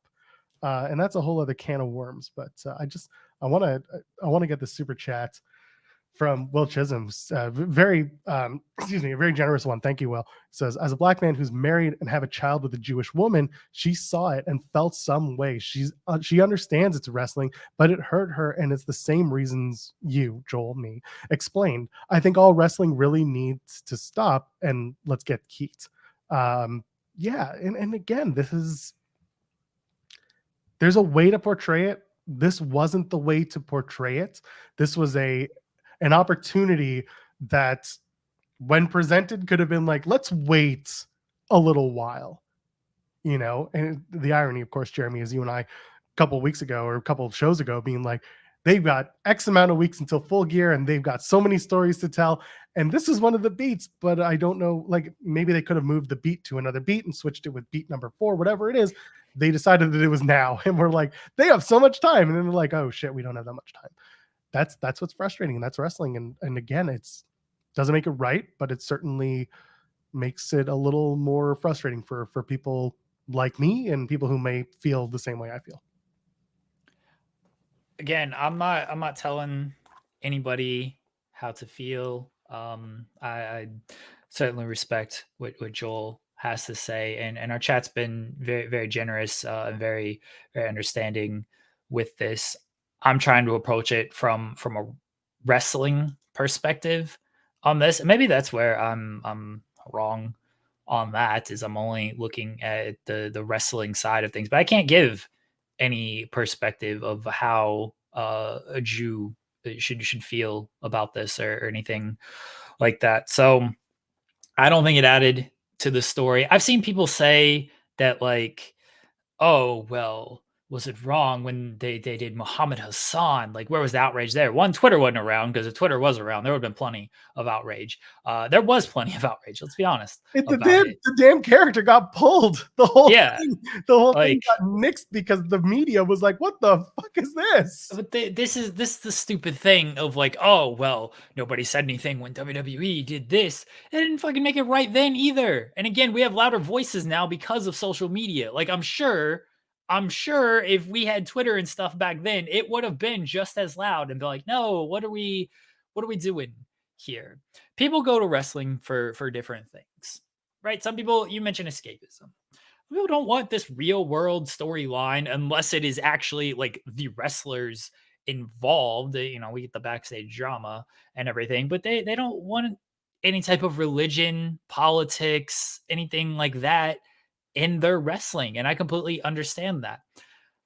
This is MJF's choice to do this. He was comfortable with it. He's going to tell the story that he wants to tell. I assume, I don't know this for a fact, I assume that the story he's going to tell is that MJF is triumphant in all of this. And it's like, hey, look what they threw at me. Look what they tried to do to me. We can overcome this. I assume that's the story that they are going to tell. It's a positive message in the end. Again, assuming that that's how it played out. My thing is always is that, was it necessary? Could you have told basically the same story without all that? I do think you can. Would it have hit the same? Not to MJF, because he tells the throwing quarters story. He's told that multiple times. He told it this year.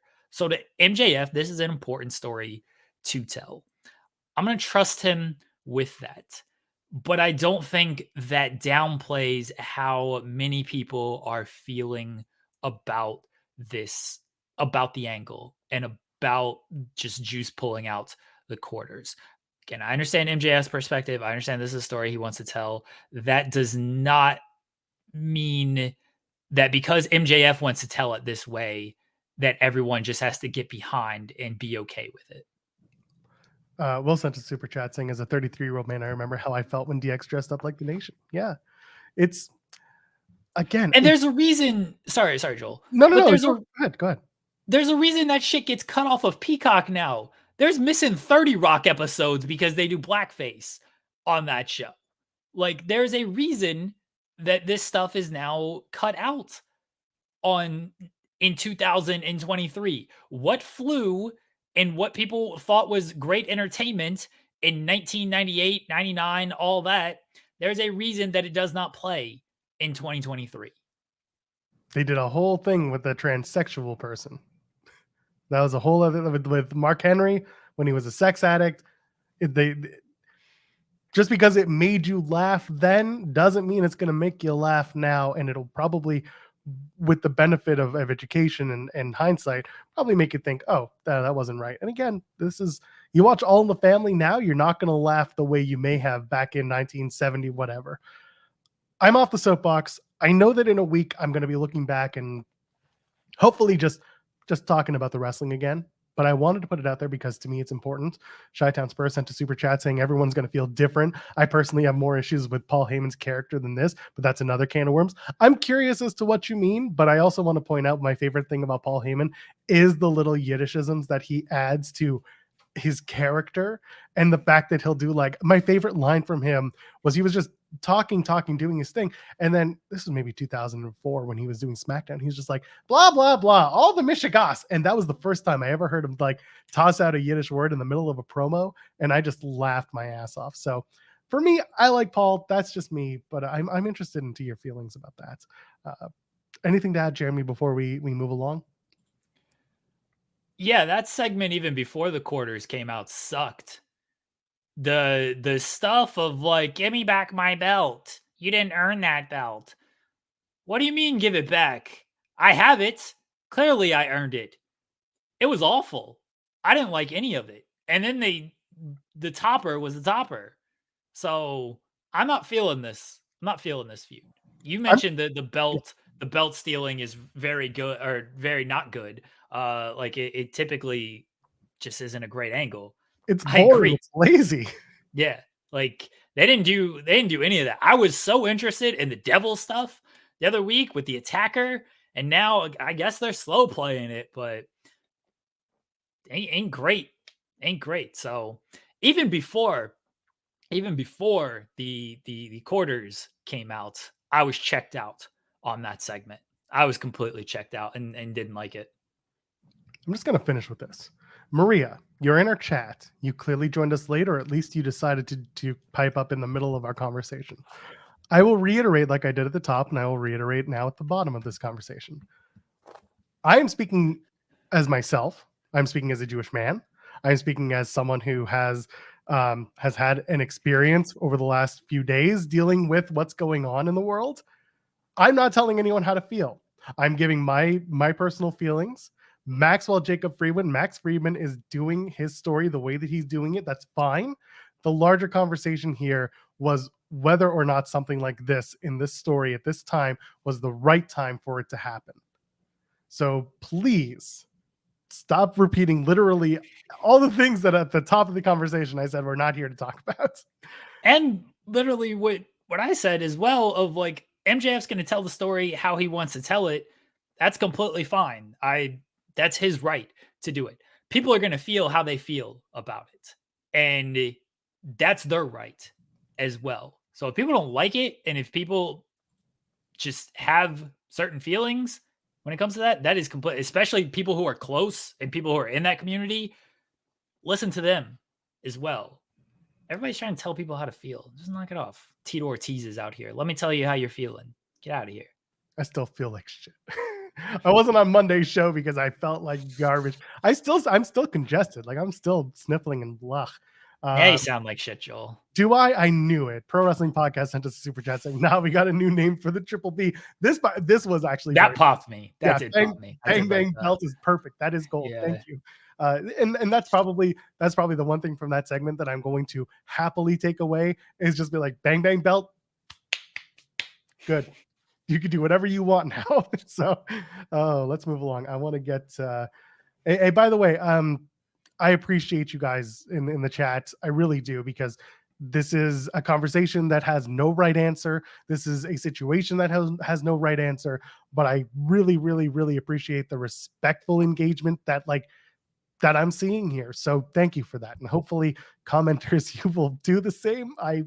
I'm going to not look at the comments. Will Chisholm sent us a super chat as we transfer over a little bit. It's rhinitis. Is that specifically about my nasally voice right now? Because of my...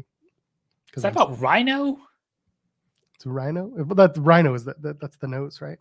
I have no idea. Yeah, I guess a rhinoplasty is nose surgery. Yeah, so I can usually... Well, rhinitis is like it's when you're sick, is when you're stuffed up. Anyway, maybe, I don't know. Maybe it's just anyway. Do you need to get gored? No, but I hope that at Monsters Ball at Bound for Glory, Rhino spears just gore Macklin through a barbed wire table with glass tubes on it. We're gonna do that. Yeah. Think I can get Steve Macklin back on this show? I'll get him back on the show if he knows that I'm beating you up. Oh shit, that's right. Maybe I'll go see him next month in Toronto. Anyway, it's rhinitis. Okay, so things I like and I don't like didn't like on both shows. I did love the Brian Pillman Jr. promo. Cody getting that Dusty Hard Times pop, and then him and Jay should have come out to NXT drunk. That would have been fantastic. So let's talk a little bit about NXT. The show was categorically different from AEW. Overall, probably not the best show they've ever put on, but they brought out all the hits. They brought out LA Knight as a surprise. Cody Rhodes was GM. Yeah.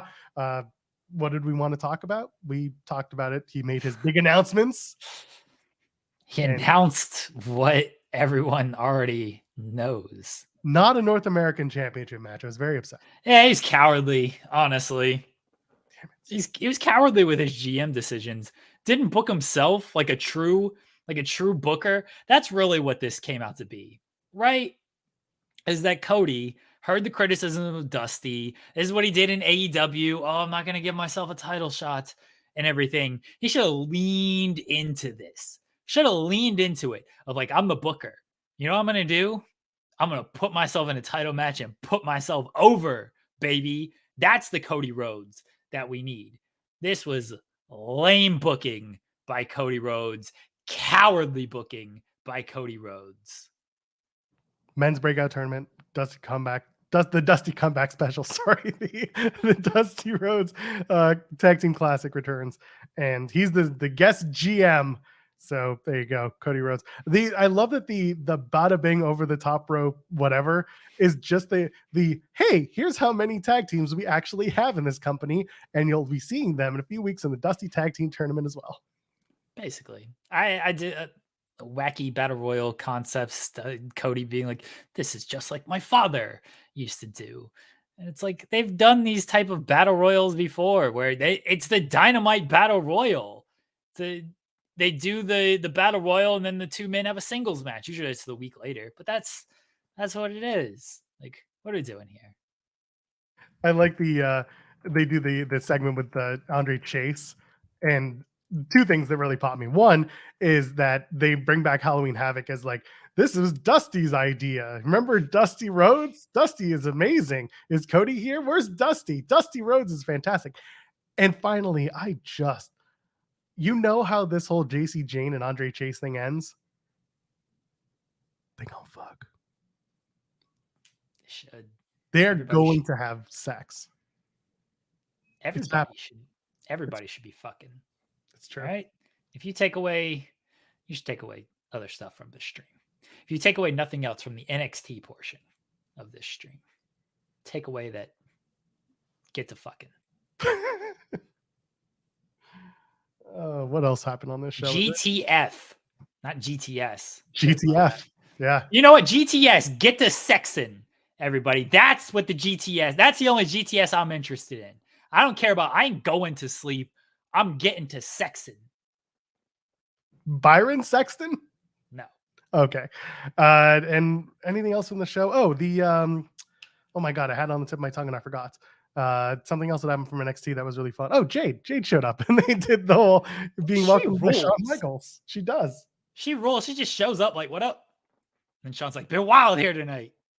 That's it. Shows up at the beginning of Fastlane. Triple H like, what up? Like, great to have you here. All right. I love it. She posted the whole like, oh, someone's calling me. And I was like, please ask him to unblock all of us. Since you have all this power, Jade Cargill. Yeah, it was, you know what? It was a funny moment. It did exactly what you and I expected of just showing up, and it was fine, whatever. And then yeah, nothing, no title changes, no nothing. They did the Ilya Dragunov versus Dominic Mysterio match, which by the way was good. Ilya Dragunov is just such a solid wrestler, and to be able to work with someone like Dominic, who is getting better, you know, week by week, getting those reps in, this was a good match for those two. What do you think of the title match? That was a good name. I was looking at Jason Major's comment. That was a good match. Look, Ilya's great, right? Ilya's great. So I wasn't expecting anything different. Dom is good when he is working with someone who is very good. I think Dom, he gets a fair amount of criticism, some of it justified, some of it not always. But when he's in the ring with a good professional wrestler, and Ilya might be top 5 in the company, like, he's going to have a good match. And so they had a good match. LA Knight got the big pops because Judgment Day comes out and he's beating him up and everything. We're talking about the GOAT, John Cena, being there, my guy, showing growth. I actually didn't like that. I wanted him to cut down Braun Breaker. I want to go fine speech. The fine speech he gave. Then he just starts ripping on him for his father and his terrible comments. And then his uncle, who should have done some like Steiner math on him. Like, oh, I wanted John Cena to rip him down. It's like, you know why you've been in NXT for like 3 years and everybody says you're a future WrestleMania main eventer, but you're still down here? You just don't have it. You think you have it because of your lineage, because you come from the Steiner family. But look what it took to get them. Rick, tag team specialist. That's it. Never got past that level. Scott, what happened when he got to the big time? Failed on his multiple attempts. The only time he was successful was when he couldn't remember algebra. You've been down here for 2 years now. This company, I hate the handing thing, but this company has handed you everything. They gave you the keys to the kingdom. They gave you NXT 2.0. They built NXT 2.0 around you. You represented NXT 2.0. How long that last? What happened to NXT 2.0? You couldn't carry it on your back. And then they had to usher in a new era. They had to bring back guys like Seth Rollins. They had to bring back guys like Baron Corbin. They had to bring back people like Becky Lynch. People who actually worked and scratched and clawed and made it to the main roster and made it successful. Not you coming in here thinking you're getting handed everything. You don't actually want to put the work in because you've been told you are so great because you're the son of Rick Steiner. You're the uncle. You're the nephew of Scott Steiner. To actually put some work in around here. Big dog. And then Cena just fucking rips him. That's it. That's the John Cena promo I wanted right there. Yeah, but there was still that one line that would be, these people didn't come here to see you. And John Cena just being like, they can't. John Cena looked like he was having the time of his life in that small crowd, getting the whole crowd was singing his theme as they should. Bless John Cena. The one dude who was booing him, and he's like, you know what? I respect it. Yeah. Dude, Cena is so good. You put him in, especially these smaller environments where you can hear like everything. Like, he heard that one dude who's like, John Cena sucks. Like, I respect your honesty. That's one of my ethics out there. Oh, Yes, John hustle. was so good. Hustle, loyalty, respect, and honesty. It was HLRH, but we didn't use the last one. It got cut in post. John, he was having a good time. You know what? John rules.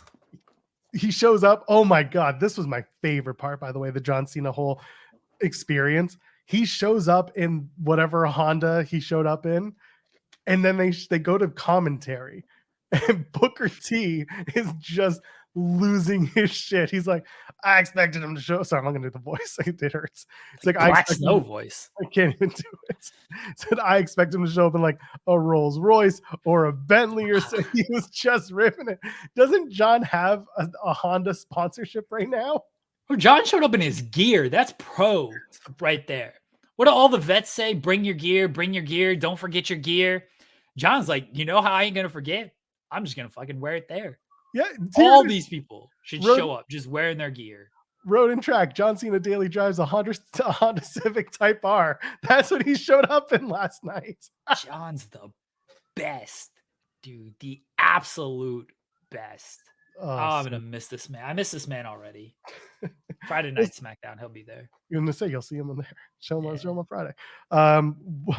Michael Cole on Monday, telling Cody Rhodes, "Hey, are you a pussy or are you going to go after that title?" Bro, Michael Cole's got some balls on him.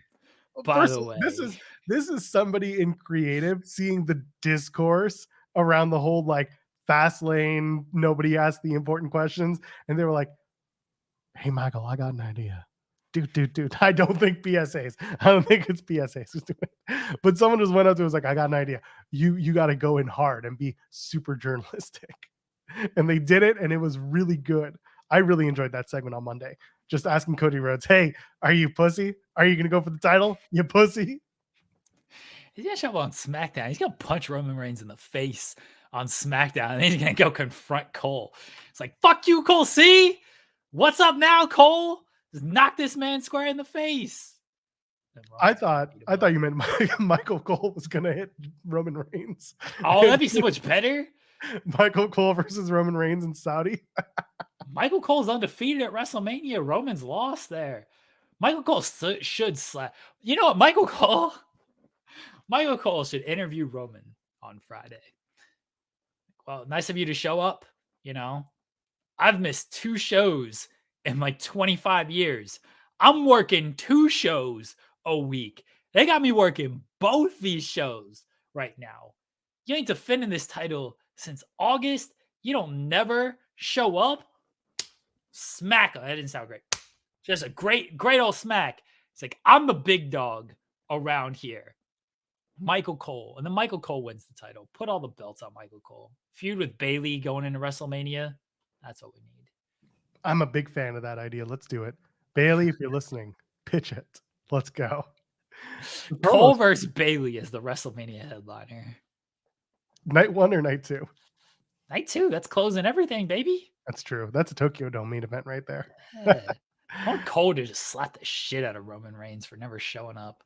I'm like that bitch ass Cody Rhodes. I ain't backing down from you. I'm here. I'm here every week, twice a week. I've missed 2 shows in 20 plus years. I can tell you what shows there were and what I missed them for.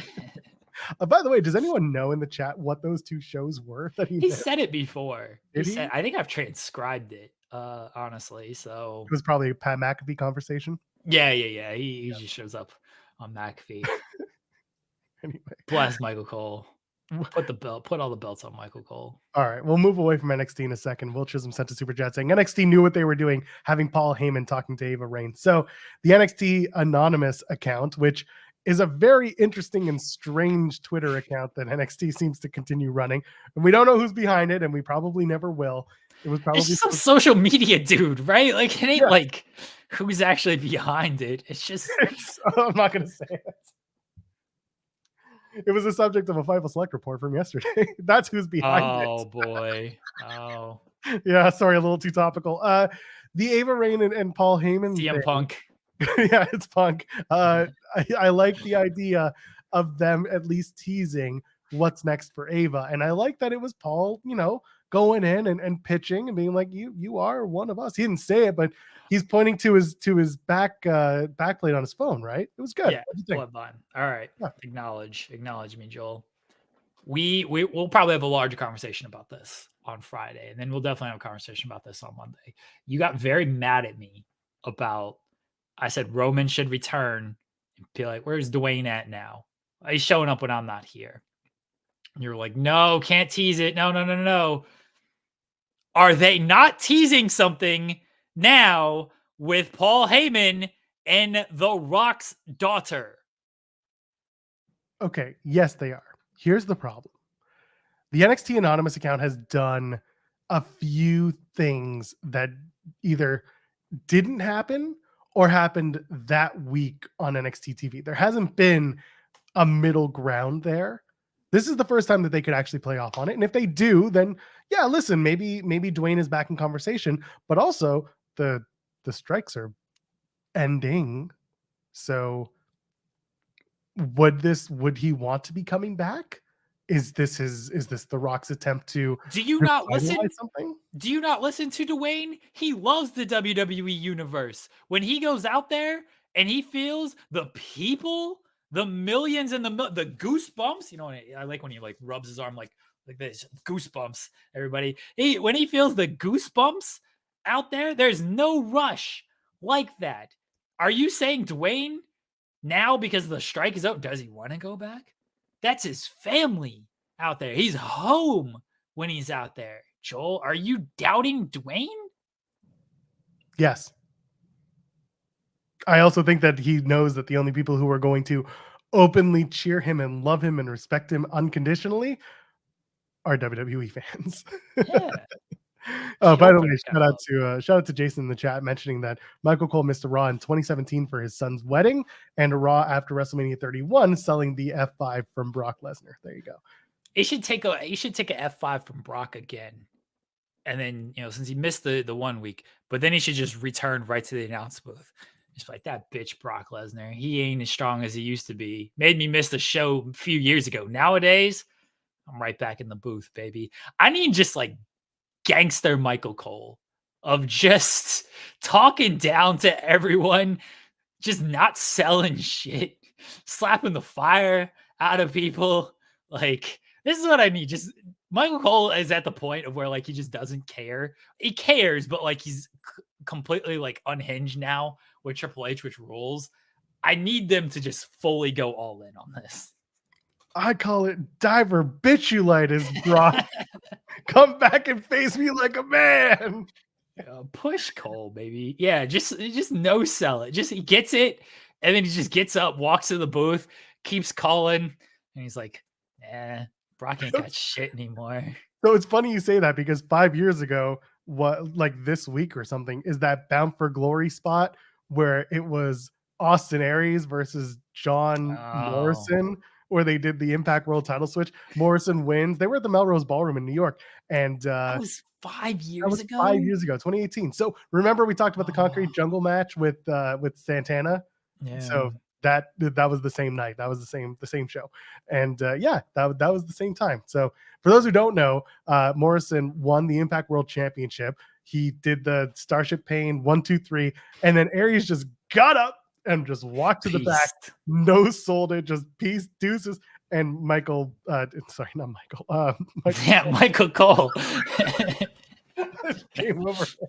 If Michael Cole had been there and Austin Aries tried that shit, Michael Cole would have knocked him out and then hit him with the too small after that. Johnny Impact. Michael Cole would have been like, you trying that shit on me at my time? Hell no. Yeah, he left the ring, flipped him off. That was it. And yeah, Johnny Impact was just like, I won the title, I guess. Yay. So yeah, that was 5 years ago. That was 2018. So I just remember covering that. It was like my first year covering stuff for Fightful. And it's grown. Wrestling has been crazier than ever since then. But I remember just having to like cover all of that stuff of like, is Aries at the Impact tapings? Is Aries' contract expired? And all of this stuff. I was like, oh man, this is annoying. I don't want to write this much about Austin Aries. no one did. It was just, yeah, that was a thing. And I saw Jeff in the chat talking about how people were getting paid to go to the TV tapings in Ottawa. Buddy, this is Bound for Glory 2017. Look how excited you are. You're throwing up the Shaka you can't bra? see. Yeah. So the reason Joel for that, Pearl. Was that a double? Was that a double Shaka? yeah. So here's the thing. I was there. Hard cam was behind us. So we were the rows, like you see the back of our head. I knew the camera guy was taking photos, so I kind of hammed it up. So anyway, yeah, have that Don't photo. lie, Joel. You were having time of your life. I enjoyed the show. Sammy Callahan came back that night and ruined the LAX match. That was fine. But yeah, I love that. That's a photo from Impact, from their website. So that was a show. That was Anthem had purchased Impact. What's the caption on this photo? Probably if you want to be a fans rowdy excited. fan like this guy, you can come backstage. It was probably fans excited for, Impact Bound for Glory, something like that, or a new era, because this was Anthem had just purchased it. This was Rebby Hardy's F That Owl era. So this was a hell of a time. That same show was when Jimmy Jacobs showed up. And he showed up, I think, with Abyss behind him at the commentary table. And then there was another guy who's a piece of shit. He was there, Alberto Del whatever the fuck. And the show itself was actually a lot of fun. They did it at the Aberdeen Pavilion in Ottawa, which is not a venue for anything. They had to set up bleachers. They had to set up everything, because it is a big open. It's usually, you know what it's for when the exhibition is in town. It's where like the livestock exhibits go. Okay, it's like the food court. So it's just a big empty space, and that's where they ran Bound for Glory. This is Joel Pearl after The Undertaker appeared on NXT last night. Nope. Notice how not white my beard is in that photo. We gotta leave this photo here so I can always bring it up to when something bad happens, and I can be like, you know how Joel Pearl reacted to this segment? Undertaker! You look like you're rocking out. An American badass. Watch me kick. You can roll, rock, you can radio edit. The guy in the white t-shirt, by the way, is one of my oldest friends. Shout out to him. Shout out to Alex. He's a great dude. So, were you rocking out to American Badass last night? Absolutely. No. I knew it was him coming out. I knew it was going to be. You know what they did? They didn't do the regular edit of his theme song. They just threw on the track. We're just like, all right, whatever, fuck. And they just let him go. Shotzi had a problem with getting the tank around, but no problem with that motorcycle for Undertaker. I think he's a pro, baby. I guess. He knows it. Ever since that thing didn't start on him on that one episode of Raw, he's like, nah, I got to figure this out so I don't look stupid anymore. Walk that thing up the ramp, that one episode of Raw. Nah, he knew. Let's get to the super chat from Will Chisholm. Y'all would know, but is Vince, is the CC? Is Vince closed caption because hire us, not UPS, not UPS, not hire us. Hire you, United Postal Service. That's right. I think Will's really asking is Vince actually gone because of TKO? Is there a bigger story to this? So FightfulSelect.com, we had the whole situation rundown that the feeling internally is that Triple H, that Paul Levesque is the creative guy for WWE, that he is making the creative decisions, and that Vince is just not factoring in nearly as much. And you're seeing there is proof to that. There is merit to that, at least. Creative control is what Wise Silver was saying. That possibly could be what the CC is. So creatively in control. Anyway, look at who's showing up on screen more and more.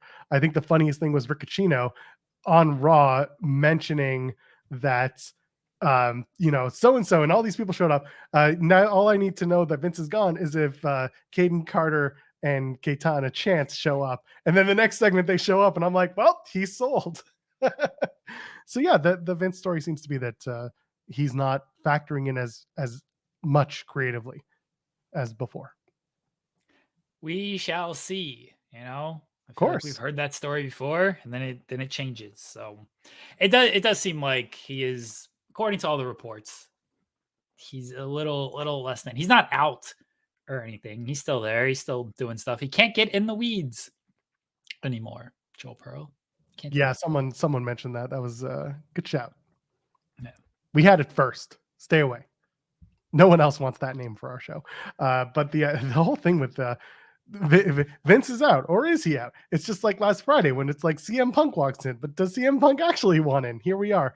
We're back again, and CM Punk does not get a WWE shot again. I don't know. So many stories, Jeremy Lambert. So many stories. They're using the fake GTS. People are reacting to that. We're not talking about CM Punk. What's on Dynamite tonight? I can't do it. My AI Tony Khan because there's no Dynamite. So that's tonight. The thing. We have to hope that our MLW interview on Friday, A, comes through, and B, that they will like spend an hour with us, because I don't know what we're going to talk about. Nah, there's some dumb. You know what we're going to talk about? We're going to talk about right now, and this is all we're going to talk about on Friday. 2 hours. No, there we go. Okay. 2 hours of this on Friday. So don't tune in now, everybody. Ratings. We're going to talk about ratings on Friday. That's what everybody wants to hear about. Ratings. What's your prediction, Joel? Go ahead. Put it on record. Both companies have a good time. Put it out there, Joel. Come on. Yeah, we're going to call it Toxic Friday, by the way. We should do this. Okay. I don't know. We'll have SmackDown talk about Roman Reigns returns. Michael Cole is going to slap the shit out of him, declare himself to be the new tribal chief. We could get Michael Cole on the show. Could we get Michael Cole on the show? Oh, that would be great. We got to get Michael Cole just to cut a promo on Brock Lesnar on this show. Is Michael Cole on Cameo? Oh my God, I hope so. Probably not. Okay, so again, I think a lot of people have mentioned this in their ratings predictions, and I feel the same way, that demo will go to AEW and viewership will go to NXT. There you go. Okay, we're gonna do Toxic Friday. I love this suggestion from Jeff Felladriver. It's gonna be everything negative on Friday. We're just gonna create the worst discourse ever on this show, just as a bit. Yeah, we say it as a bit. We know people are gonna bite. Yeah, that's not our problem. Okay, that's not our fault. That's your own fault. If your mental health has been in the shitter this week, come join us on Friday where we make it worse. What do you want to do? Positivity Friday, Joel? No, because that feels forced on so many levels. Mercury is in whatever makes you feel bad right now. That's where we're at. It's engagement day. Listen, y'all have been very, very supportive in the super chats today, and I want to shout you all out, because that helps drive the conversation that we're having or not having in certain cases, and we really do appreciate it. So I do want to put that out there right now. I like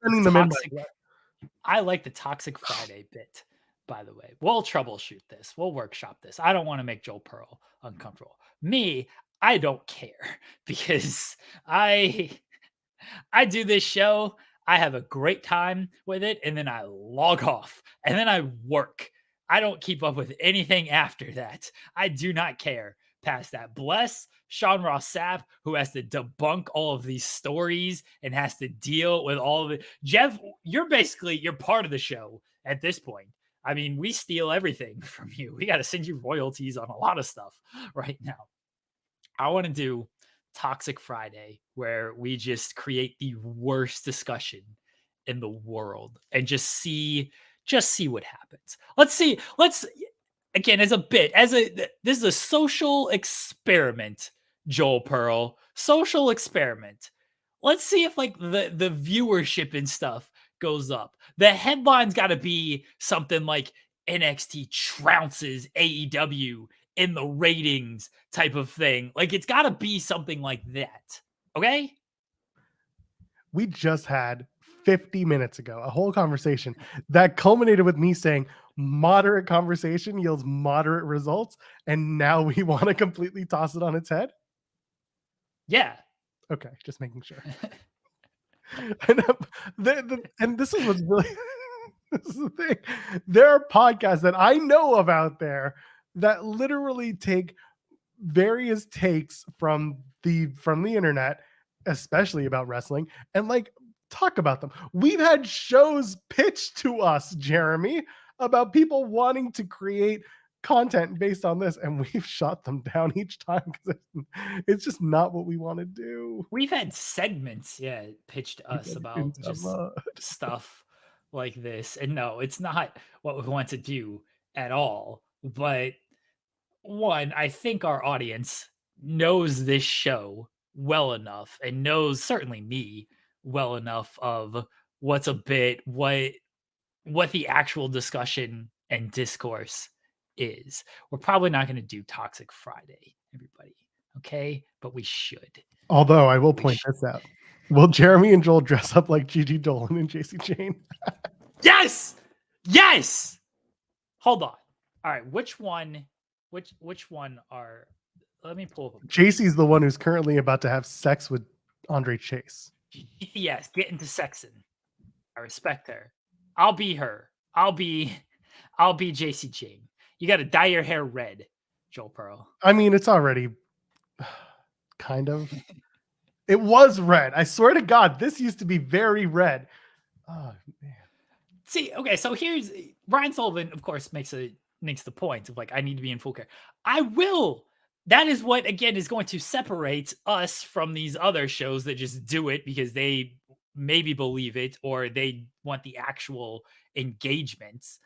And me, I'm having fun with it. And I'm having fun with it because I will put on a silly outfit or do something stupid. And it's like, yeah, we can't take this idiot seriously when he's got cake on his face trying to have these type of conversations. So I will be a new character, new bit. That's a different show. I was on that show. I was Rick Rude last night, Joel Pearl. Did you see that? Did you see my great cameo? I did. It was very funny, actually. I got to fight Mansoor, by the way. I don't like him. By the way, I need to point this out. The reason Mansoor showed up, because I was unavailable. Don't lie. Don't lie to the people. I'll show people the DMs. Kate was like, you want to come and do the thing? And I was like, I'm not feeling great. I don't know if I want to do this tonight. And she's like, that's cool. I think I might be able to find a ringer. And I'm like, okay, good luck. And that was that. And then Mansoor showed up.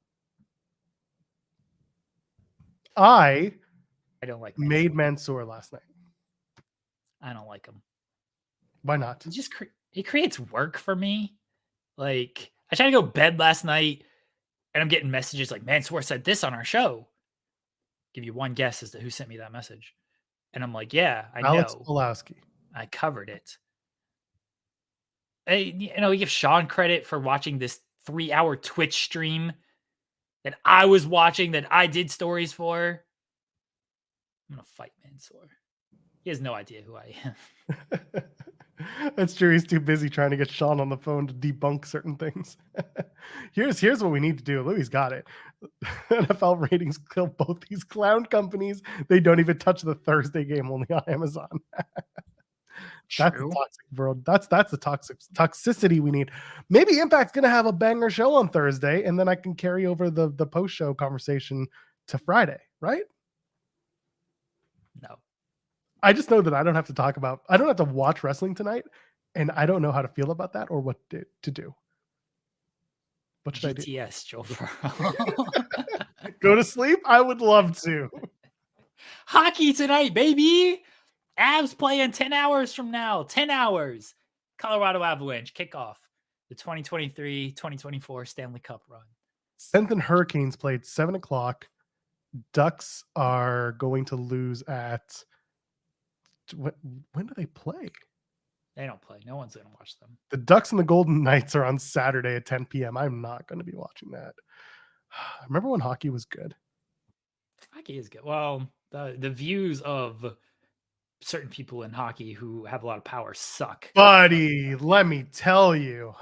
Anyway, sorry, that's a different podcast, and I don't want to talk about it. That sucks. But the actual product is good. I'm not knocking the NHL product. Some of it does suck, though, as far as their decision making off the ice. Toxic Friday, everybody. Get ready. I'll be the only toxic one. That's fine. You don't have to lean into this like I will, Joel Pearl, but I'm going for it. Listen, I'm going to dress up like Mandy Rose. Does that mean I have to dress up as Dana Brooke? I could not pull that off. I mean, very few can. All you need is some duct tape or electrical tape. It doesn't. Did she wear like electrical tape? I mean, at one point they all do shoots with electrical tape. God bless. You know what? That's a tough gig to do. For people, this is okay. This is really, really interesting to me. Dana Brooke, Ashley Sabera, is that her last name? Anyway, the former Dana Brooke, she opened up her fan time account, and of course, Mandy Rose is she's been doing that for a while, and they're doing the photo shoots, and good for them, dude. Y'all make money, get that money. If you have been doing fitness modeling for so long, and then wrestling gave you a little bit more of a place to have eyes on you, and that's great. And now you're using that to go back to a world where you don't have to take bumps, and you can, feel confident and look good and make money. Go for it. Do it. Please, for the love of Christ, do it. You don't have to, you can wrestle when you want to. Okay. But the electrical tape stuff, that takes balls that I don't think I would ever be able to pull off. I mean, I couldn't pull it off even if I just wouldn't look good. Okay. Electrical tape. Is that what we're doing? Like over like the nips? Please don't. You don't. Please don't. Jesus Christ. If I come to the show before pressing begin and you are wearing electrical tape, I am not starting. That's star pasties. They're like star pasties on the nips. We're gonna need so much money to make that happen. Full shirtless. No. Electrical X's over that. You can't even see it. Like my nipples are not like highlighted enough. I'd have to like sit back a little bit. Put your computer up on a few books or something. No, I just kind of like lean it down like that. That could work, right? All of this sounds so bad. Okay, electric tape on it with the fishnet shirt. Oh, might be able to get it. Stop it. No, stop it. This is not good. I just realized that tomorrow you're gonna have to sit through more of this quarter conversation because you got a show with Jensen. Yes. I just realized that someone. That's fine. Good. Hear different perspective. Of course. Whatever. It's gonna be a long week, but we are going to be back on Friday. We are going to find what to talk about. Jeremy's gonna. I got mine. Oh, we also have to bring our conspiracy theorists back. So there you go. Look at us filling up our Friday. Doing the interview in this is going to be something else. Especially with this guest. She might be impressed, honestly. That's a good point. She might respect it. She might respect it. Oh my God. I have so many questions. I'm going to do it. Electrical tape, everybody. Oh my God, this sounds awful. Jeremy, I think you should probably plug things and let's get out of here. Wait until I explain this to the wife because she's working today and she's not watching. Wait until she comes home and I tell her, baby, I've got to put electrical tape over my nipples and I need like some type of fishnet shirt or something so we can make that happen. I hope she turns it into a family project and asks the kids to do it. They've helped me out with stuff before. Really? With stuff like this? They drew a Cody Rhodes tattoo on me. They've done that. They've made me certain things. Get heart-shaped pasties. Got this. Just plug it. Let's go home. What do we plug in? What's your final rating prediction, Joel? Let's put it on record. 857 NXT, 649. Wow. But again, demo's going to go to AEW. Okay, so the headline on Friday is going to be NXT trounces AEW in the ratings. Can AEW ever recover? That's going to be the headline for Friday's show. Okay. It'll just be AEW canceled? Question mark. Oh, that one's good. That one's good. I know Warner how to Brothers. Hey, Jeremy. That one's good. All right. So there we go. That's what that's the headline.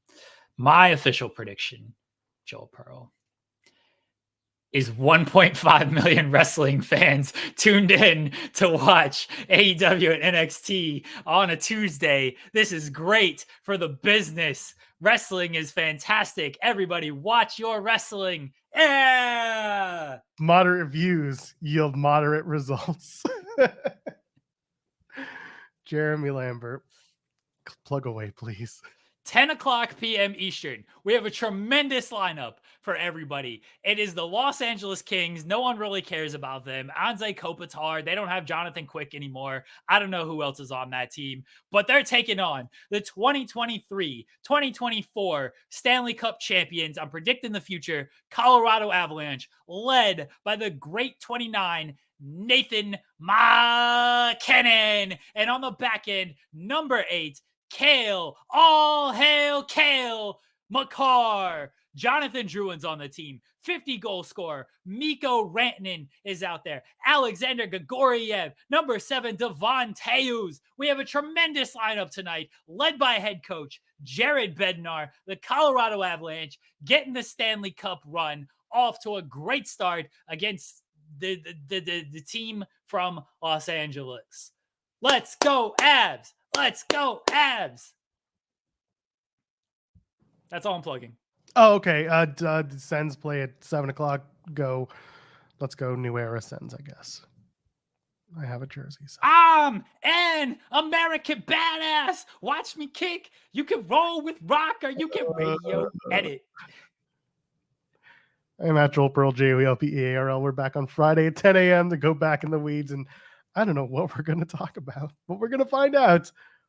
10 p.m. Eastern, TNT, AEW not airing tonight because the Colorado Avalanche are on the TNT tonight. I know that airs on TBS, but then, the baseball playoffs are on TBS. Right. They could have gone to TNT, but they can't go to TNT because hockey is on TNT tonight, everybody. Specifically, the Colorado Avalanche at 10 p.m. Eastern. I pressed the wrong button. What was that? Ladies and gentlemen, friends beyond the binary. We'll see you in the next one. I'm going to fuck some hoes after a rock